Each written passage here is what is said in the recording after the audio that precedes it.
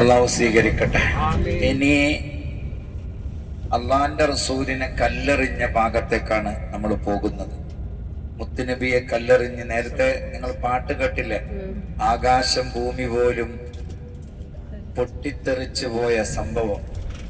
ലോകത്താരും ചെയ്യാത്ത ക്രൂരതയാണ് ത്വായിഫിലുള്ള കുടുംബാംഗങ്ങൾ ചെയ്തത്. ലോകത്തിന്റെ നേതാവ് റഹ്മത്തുൽ ലിൽ ആലമീൻ മുത്ത് മുഹമ്മദ് മുസ്തഫ സല്ലല്ലാഹു അലൈഹി വസല്ലമ തങ്ങളെ കല്ലെടുത്തെറിയ. എങ്ങനെ കല്ലെടുത്തെറിയ? വല്ലാത്തൊരു ഉപദ്രവമാണ്. എന്തിനു വേണ്ടിയാ കല്ലെടുത്തെറിഞ്ഞത്? അവരെ മുതൽ പിടിച്ചിട്ടാണോ? അവരെ എന്തെങ്കിലും ഉപദ്രവിച്ചിട്ടാണോ? അല്ല. അഷ്ഹദു അല്ലാ ഇലാഹ ഇല്ലല്ലാഹ്. ആ സൈഡിലാണ്, ആ സൈഡിൽ ചാരി പെട്ടെന്ന് നോക്കണം. അവിടെ വല്ലാതെ നിർത്താൻ പറ്റില്ല. ഓപ്പോസിറ്റാണ് നമ്മൾ നിർത്തുന്നത്. ഇവിടുന്ന് നോക്കിയാൽ കാണുന്നു. ഇടതു ഭാഗത്തല്ലേ നോക്കണ്ടേ? ഇടതു ഭാഗത്തൊക്കെ നോക്ക്. അത്താസിന്റെ മുന്തിരിത്തോട്ടം, അഥവാ അത്താസാണ് നബിതങ്ങൾക്ക് മുന്തിരി കൊടുത്തത്. ആ അത്താസിന്റെ മുന്തിരിത്തോട്ടവും ഒരു പള്ളിയും കാണാം. നിങ്ങളൊന്ന് മെല്ലെ എഴുന്നേറ്റ് നിന്ന് നോക്കിയാൽ കാണാം. ജസ്റ്റ് ഒരു പള്ളി കാണുന്നുണ്ട് അവിടെ. അവിടെ വെച്ചാണ് അത്താസ് ഇസ്ലാം മതം സ്വീകരിച്ചത്. അത്താസ് മസ്ജിദ് അലി, നേരെ റോഡിന്റെ അപ്പുറം ഒരു പള്ളിയുണ്ട്, മസ്ജിദ് അലി. അന്ന് റോഡിന്റെ അപ്പുറത്ത് ഇത് അത്താസിന്റെ പള്ളി. റോഡിന്റെ ആ പാറയുടെ ഒരു പാറ കാണുന്നില്ല നിങ്ങള്? ആ പാറന്റെ അരികത്ത് ഒരു ചെറിയ ഇഷ്ടികന്റെ ഒരു മിനാരം കാണുന്നുണ്ടോ?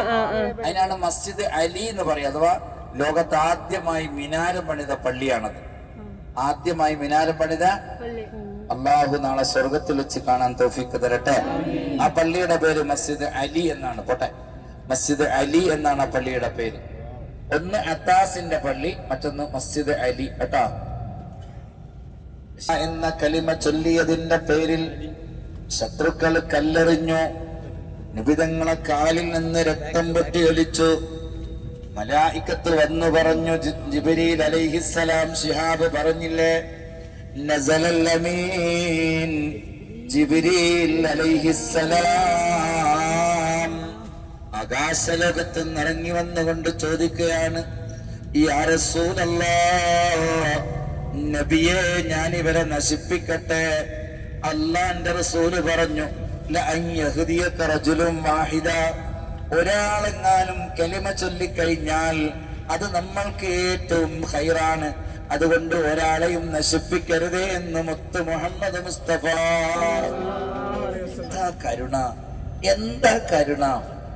ആ ഒരു ഹൃദയം, ആ ഒരു താഴ്മ നമുക്ക് കിട്ടുകയാണെങ്കിൽ നമ്മൾ ആരെയും നമ്മളൊരു ബസിന്റെ സീറ്റിലിരുന്നാൽ സീറ്റ് മാറി കൊടുക്കാൻ തയ്യാറല്ല.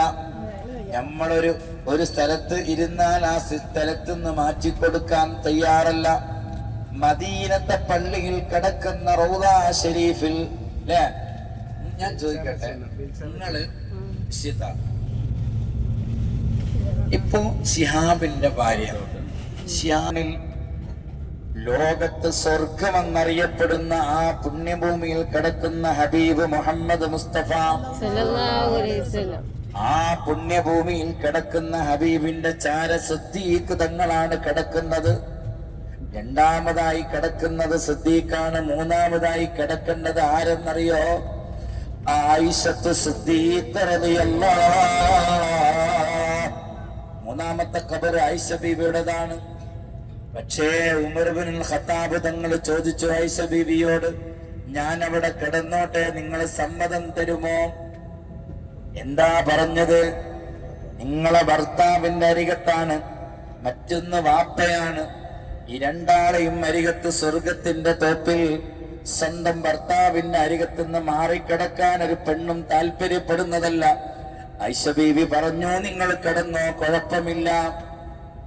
നോക്കൂ, ആ ആയിഷ ബീവിയുടെ ഹൃദയത്തിന്റെ വലുപ്പം എത്രയാണ്! ഇന്ന് ആയിഷ ബീവി കിടക്കുന്നത് എവിടെയെന്നറിയോ?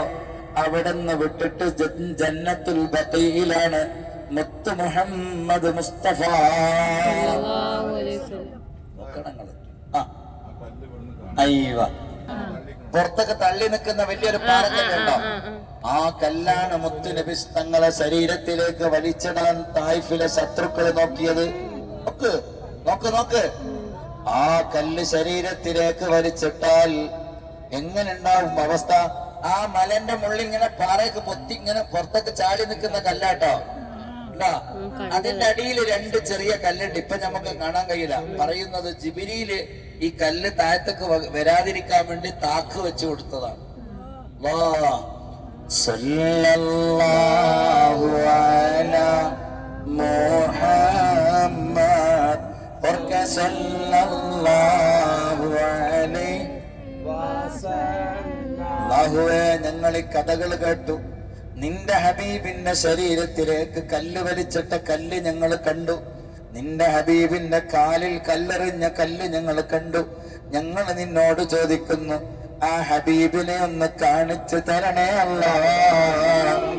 ആ ഹബീബിനെ കണ്ണുകൊണ്ട് കാണാൻ ഞങ്ങൾക്ക് നീ തൗഫീഖ് നൽകണേ അല്ലാ. ഈ ഏരിയയിലൂടെ റസൂലുള്ളാഹി കല്ലേറ് കിട്ടിയിട്ട് നബിതങ്ങൾ ഓടിയ രംഗം ആലോചിച്ചു. വിധങ്ങളെ ശരീരത്തിൽ നിന്ന് രക്തമിങ്ങനെ പൊട്ടി. ആ രക്തം മണ്ണിലായി. മണ്ണും വേദനിച്ചു, നബിതങ്ങളെ എറിഞ്ഞ കല്ലും വേദനിച്ചു, ആകെ ആകാശ ലോകം മുഴുവനും വേദനിച്ചു. അത്രയേറെ ശറഫാക്കപ്പെട്ട മുത്തുനബിയെ കല്ലെറിഞ്ഞ സ്ഥലമാണ് തായിഫുകാർ.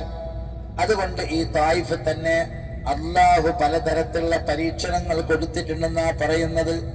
ആ സ്ഥലത്തൂടെ നമ്മൾ പോകുന്നത്. പഠിച്ചോ അല്ലാഹ്